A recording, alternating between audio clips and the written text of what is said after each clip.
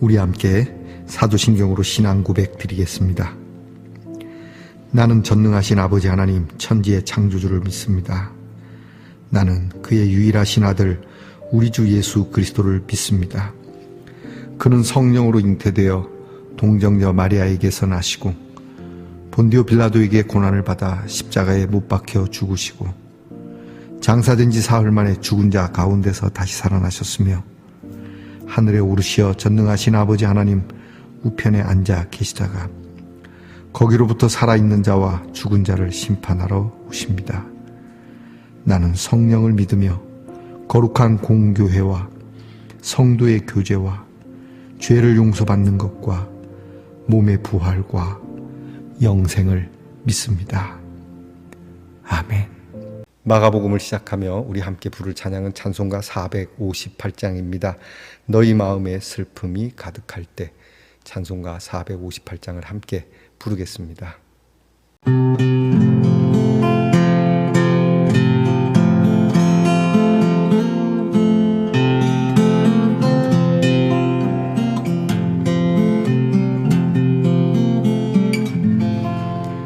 너희 마음에 슬픔이 가득할 때 주가 위로해 주시리라.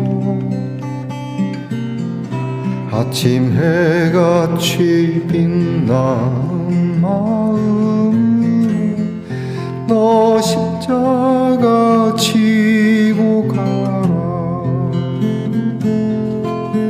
참 기쁜 마음으로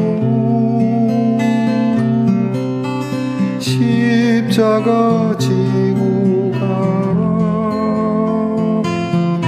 내가 기쁘게 십자가 지고 가면 슬픈 마음이 위로받네. 때를 따라서 주시는 은혜로서 가란 심령의 힘을 얻고 주가 언약한 말씀을 기억하고 너 십자가 지고 가라. 참 기쁜 마음으로 십자가 지고 가라. 내가 기쁘게 십자가 지고 가면 슬픈 마음이 위로받네. 내가 맡은 일 성실히 행할 때에 주님 앞에서 상 받으리. 주가 베푸신 은혜를 감사하며 너 십자가 지고 가라. 참 기쁜 마음으로 십자가 지고 가라. 내가 기쁘게 십자가 지고 가면 슬픈 마음이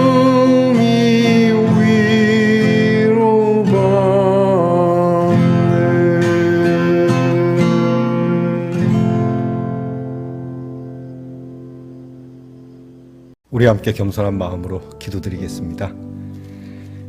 아버지 하나님 감사합니다.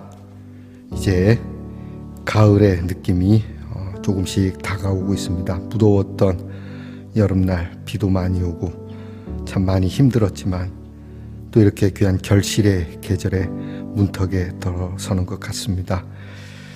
저희들도 이 한 해를 돌아보며 우리의 결실은 어떻게 되어가고 있는지 살펴볼 수 있는 지혜가 있게 하옵소서. 하나님, 우리 사랑하는 성도들이 하루하루 살며 고단한 삶을 이어가겠지만 그래도 우리의 삶에는 섬김의 모습이 있고 주님이 가신 그 아름다운 그 길을 저희들도 함께 걷고자 하는 마음이 꺾이지 않게 하옵소서. 작은 섬김, 큰 섬김이 있을지 모르나 저희들은 작고 큰 것을 떠나 섬김의 기회를 창조하며 섬김의 기회를 놓치지 않으며 무엇이 되었든지 하나님의 귀한 은혜의 그 사랑을 주의 이름으로 행하는 말씀 동산의 성도들이 되게 하시고 이것이 저희들을 배부르게 하며 이것이 우리의 흥겨움의 이유가 되게 하옵소서. 하나님 아버지, 아프고 병든 성도들 그 아픔의 자리도 과연 섬김이 될 수 있겠는가? 우리는 아니라 하지만 주께서는 그리하시리라 믿습니다. 아픔과 병든 자리도 하나님의 영광을 드러내는 자리가 되도록 도우시고 주께서 원하시건대 주님 강건케 해주시는 귀한 기적도 일어나게 하옵소서. 하나님 아버지, 우리의 자녀들을 위하여 늘 기도합니다. 공부하는 자녀나 나라를 지키는 자녀들, 직장을 구하고 직장에서 일하며 또한 가정을 이루고자 하고 젊은 날에 푸른 꿈을 가지고 이곳저곳에 흩어져 있을지라도 주님께서 귀하게 들어쓰시는 아름다운 이름으로 남을 수 있는 자녀가 되도록 인도해 주시옵소서. 하나님, 오늘부터 귀한 말씀 마가복음의 말씀을 함께 나누고자 합니다.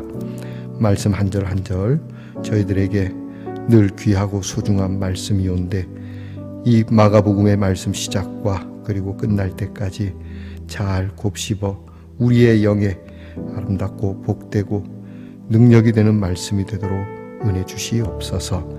예수님 이름으로 기도합니다. 아멘. 오늘부터 우리는 함께 마가복음을 묵상하게 됩니다. 마가복음을 묵상하면서 마가복음의 핵심이라고 생각되어지는 말씀을 저와 함께 먼저 이 말씀을 읽도록 하겠습니다. 마가복음 10장 44절에서 45절 말씀입니다. 마가복음 10장 44절에서 45절의 말씀을 저와 함께 소리내어 같이 읽겠습니다. 너희 중에 누구든지 으뜸이 되고자 하는 자는 모든 사람의 종이 되어야 하리라. 인자가 온 것은 섬김을 받으려 함이 아니라 도리어 섬기려 하고 자기 목숨을 많은 사람의 대속물로 주려 함이니라. 아멘. 말씀의 동산 성도 여러분, 지난밤 편안히 잘 주무셨습니까? 주님의 이름으로 문안드립니다. 여러분 오늘은 어떻습니까? 네, 좋습니다. 여기 코끼리들이 있는데 중간중간에 하트가 있고요. 아래에서 두 번째, 왼쪽에서 세 번째 있는 코끼리는 아예 하트 무늬로 그렇게 피부를 덮고 있군요. 제 말이 잘 들리셨습니까? 여러분, 우리의 삶 속에서 우리의 모든 부분들이 아름다운 사랑으로 수놓아질 수 있기를 소망해 봅니다. 모든 것은 하나님의 사랑 안에 있습니다. 자, 여러분 오늘은 어떻습니까? 좋습니다. 동물들 중에 사람에게 가장 정말로 헌신적인 동물이 있다면 그것은 소일 겁니다. 물론 개도 헌신적인 그러한 개도 있지만 소 같은 경우에는 열심히 일하고 마지막에 다 그 몸도 사람을 위해 줍니다. 머리에서부터 속꼬리까지 다 우리에게 먹을 것으로 남겨주고 떠나는 동물이라고 하죠. 그래서 우리 예수님께서 오셔서 정말 피 한 방울 남김없이 우리를 위하여 주셨고 사시는 동안에도 그렇게 우리를 위하여 참 연약하고 가련한 인생을 위하여 정말로 헌신하신 그 모습을 마가복음에는 다른 복음서와는 달리 많이 나와 있고 그래서 그런 특징이 있어 예수님을 그렇게 헌신의 동물인 소에 비교하여 소의 복음서다라고도 일컫습니다. 그래서 이미지를 밭에서 일하는 황소의 이미지로 그렇게 잡아보았습니다. 자, 마가복음을 시작하면서 여러분에게 마가복음 서론에 대한 그런 마가복음 전체의 그런 개요에 대해서 영상을 여러분들에게 보여드리도록 하겠습니다. 먼저 이 영상을 함께 보겠습니다. 마가복음 이 책은 예수님의 생애에 대한 최초의 기록 중 하나로서 초기 전통에 따르면 그리스도인 저자이며 요한이라고도 불리는 마가와 관련이 있습니다. 그는 바울의 동료이자 베드로의 가까운 동역자였는데 실제로 초대교회 교부였던 파피아스는 마가가 베드로가 보고 들은 기억을 모아 이 책을 기록했다고 말합니다. 그러나 마가는 들은 것들을 무작위로 갖다 붙인 게 아니라 신중하게 예수님의 이야기를 구성했습니다. 마가는 책의 서두에서 예수님에 대해 이렇게 선포합니다. 하나님의 아들 예수 그리스도의 복음의 시작이라. 흥미롭게도 마가는 오직 이 부분에서만 자기 생각을 밝히는데요. 책의 나머지 부분에서는 오로지 예수님의 행적과 말씀, 그리고 그분에 대한 사람들의 반응을 우리에게 보여주고자 하죠. 마가는 예수님의 이야기를 세 막의 드라마로 구성합니다. 1막의 배경은 갈릴리, 3막은 예루살렘, 그리고 2막은 갈릴리에서 예루살렘으로 가는 길에 예수님을 비추는데요. 각기 반복되는 주제에 초점을 맞춥니다. 먼저 1막에서는 모두가 예수님을 보고 매우 놀라 그분이 누구신지 궁금해하고, 2막은 제자들이 예수님이 메시아라는 의미를 이해하지 못하는 모습을 보여주며, 3막에서 우리는 예수님이 어떻게 메시아 왕이 되시는지에 관한 놀라운 역설을 보게 됩니다. 자, 이제부터 자세히 살펴봅시다. 도입절 이후 마가는 옛 선지자 이사야와 말라기의 말을 인용해 하나님이 이스라엘에 사자를 보내 그분이 왕으로 오셔서 당신의 백성을 구원하실 때를 준비시키실 것을 선포합니다. 이어 마가는 그 사자가 세례 요한임을 알리고 하나님의 등장이 기대되는 바로 그 순간 예수님을 소개합니다. 예수님이 등장하시자 하늘이 열리고 성령이 그에게 임하시며 하나님은 너는 내 사랑하는 아들이라고 말씀하시죠. 다음으로 마가는 핵심이 되는 예수님의 가르침을 요약해서 들려줍니다. 그분은 갈릴리를 다니시며 하나님 나라가 가까이 왔다는 복음을 선포하십니다. 예수님은 구약에서 이야기하는 세상을 구원하기 위한 하나님의 작전을 진척시키시죠. 하나님은 예수님을 통해 그분의 통치를 회복하십니다. 악을 대적해 물리치고 그 지배하에 살던 우리가 예수님을 믿음으로써 하나님의 통치 아래 거하도록 초대하시는 것이죠. 여기서부터 마가는 여러 이야기를 통해 이 땅에 하나님 나라가 임하게 하시는 예수님의 권능을 보여줍니다. 그분은 두루 다니며 몸이 아프고 망가졌거나 악한 영에 억눌린 자들을 치유하시며 심지어 유대인들이 오직 하나님만 하실 권리가 있다고 믿었던 죄사함을 행하십니다. 예수님의 이런 행동은 다양한 반응을 자아내는데요. 어떤 이들은 그분을 따르는 제자가 되고, 어떤 이들은 이해할 바를 알지 못하고, 또 다른 이들, 특히 이스라엘 지도자들은 그분이 신성을 모독하고 귀신의 힘으로 일한다며 예수님을 완강히 거부합니다. 그러나 예수님은 이러한 반응에 놀라지 않고 오히려 이 점에 주목하시죠. 4장에서 마가는 숨기고 감추인 하나님 나라의 비밀에 대한 예수님의 여러 비유를 소개합니다. 예수님은 그의 말씀은 네 종류의 땅에 떨어진 씨와 같다고 하십니다. 덜어는 잘 받아들이고 덜어는 못 받아들이죠. 또는 아주 작은 겨자씨와도 같습니다. 보잘것없어 보여도 후에 크게 자라 모두를 놀라게 하죠. 예수님의 요지는 그분이 하나님 나라가 임하게 하시는 진짜 메시아시지만 사람들의 기대와는 다른 모습이라는 겁니다. 이렇게 예수님에 대한 혼란은 점점 커지고, 이는 마가가 1막 끝에서 강조하는 핵심과 연결됩니다. 바로 제자들조차 혼란스러워했다는 것이죠. 그들마저도 예수님이 정말 누구신지 알지 못합니다. 이어지는 2막은 매우 중요한 대화로 시작됩니다. 예수님은 제자들을 데려다 물으십니다. 너희는 나를 누구라 하느냐? 이에 베드로가 대답합니다. 주는 메시아이십니다. 하지만 베드로는 예수님을 이스라엘을 로마인들로부터 군사적으로 구할 다윗 가문의 왕으로 생각했다는 게 뒤에서 밝혀집니다. 그러나 예수님께 메시아란 이사야 53장에 묘사된 고난받는 종으로서 예루살렘에서 자신의 목숨을 버려 하나님의 통치가 임하게 하실 왕입니다. 제자들은 이 말을 이해하지 못합니다. 왕이신 예수님을 따르는 것은 명성과 지위와 권위를 의미한다고 믿는 그들에게 예수님은 그분을 따르는 것은 사실 죽는 것과 같다고 분명히 말씀하십니다. 마치 자기 십자가를 지듯 폭력과 교만과 이기심을 거부하고 남을 위해 자신의 생명을 버리는 섬김과 사랑의 행동이 바로 그것이죠. 예수님은 제자들과 2번 더 같은 대화를 나누시는데 모두 인자가 온 것은 섬김을 받으려 함이 아니라 도리어 섬기려 하고 자기 목숨을 많은 사람의 대속물로 주려 함이니라는 중요한 말씀으로 끝이 납니다. 제자들은 여전히 이해하지 못한 채 혼란과 두려움으로 반응할 뿐이죠. 그래서 여기 2막의 마가는 책의 서문을 연상시키는 핵심적인 이야기를 배치합니다. 예수님이 제자 3명을 데리고 산으로 올라가셨는데 갑자기 모습이 변하십니다. 그분이 영광의 광채로 빛나시고 구름이 그들을 덮습니다. 마치 오래전 시내산에서 드러내신 이스라엘의 하나님의 영광을 보는 것 같은데요. 그 당시 산에서 하나님의 임재를 경험했던 두 선지자 엘리야와 모세가 나타나 예수님과 이야기를 하고 하나님은 다시 이는 내 사랑하는 아들이라고 선포하십니다. 마가는 이렇게 이 이야기를 이막의 모든 대화 한가운데 둠으로써 정말 놀라운 주장을 합니다. 하나님의 아들 예수님은 육신이 되신 하나님의 영광이며 영광스러운 이스라엘의 하나님이 그분을 통해 자기 백성의 죄를 위해 고난받고 죽으시는 왕이 되실 거라고 말이죠. 이 난해한 주장의 제자들은 혼란과 두려움을 안고 산에서 내려옵니다. 이제 산막입니다. 예수님은 유월절을 맞아 예루살렘의 왕으로서 입성하시고 사람들은 그분을 메시아라 부르며 환호합니다.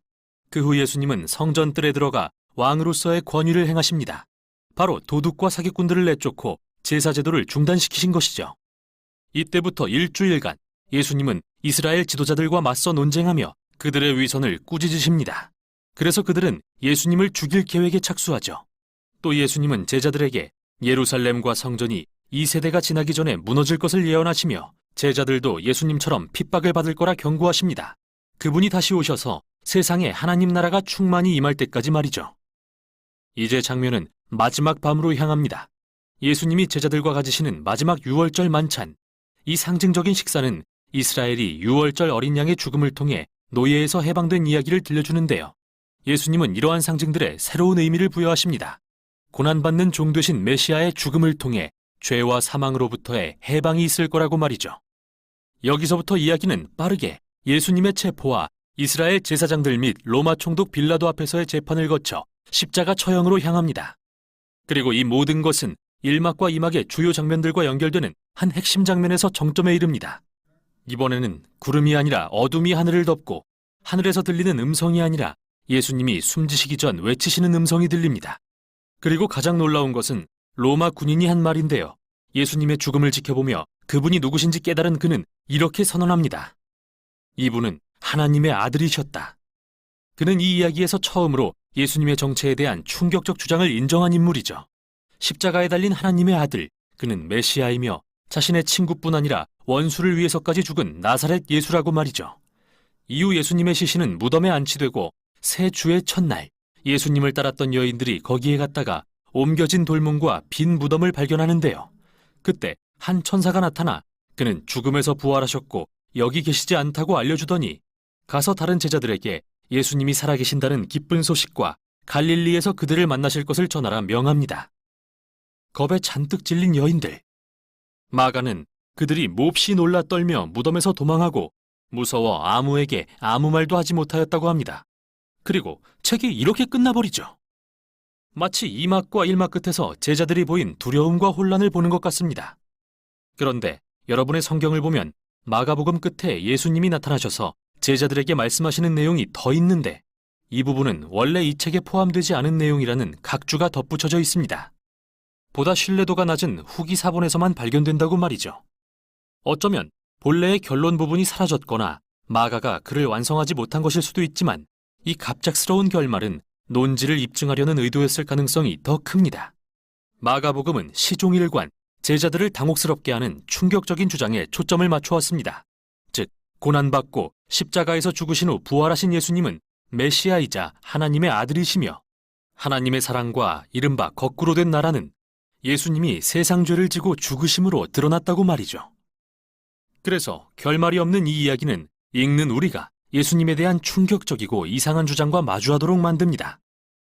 당신은 제자들처럼 도망갈 건가요? 아니면 예수님을 당신의 왕으로 인정하고 가서 복음을 전할 건가요? 그 답은 당신만이 알 것입니다.